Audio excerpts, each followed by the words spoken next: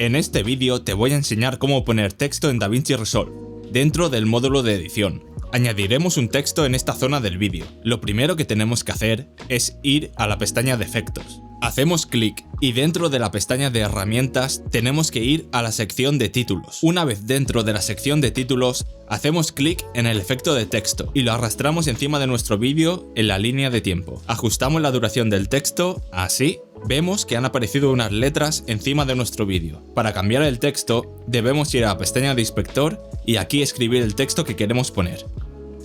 Puedes cambiar el tamaño y el color de las letras de esta manera. Ahora, para mover nuestro texto, tenemos que cambiar el eje X y el eje Y.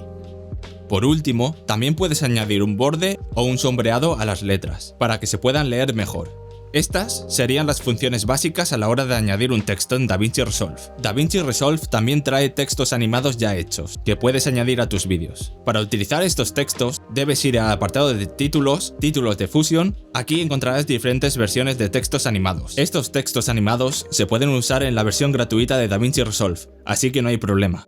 Por ejemplo, vamos a probar con este título. Arrastramos el título encima del vídeo en la línea de tiempo, ajustamos su duración y ahora, dentro de la pestaña de inspector, podemos cambiar la tipografía, el color, tamaño, posición, exactamente igual que el texto sin animación.